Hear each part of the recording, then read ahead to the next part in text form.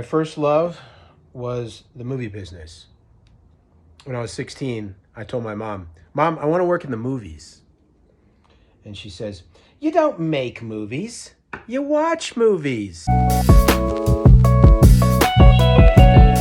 Then, of course, I got a job in the union, and she said, "Robbie's doing very well for himself."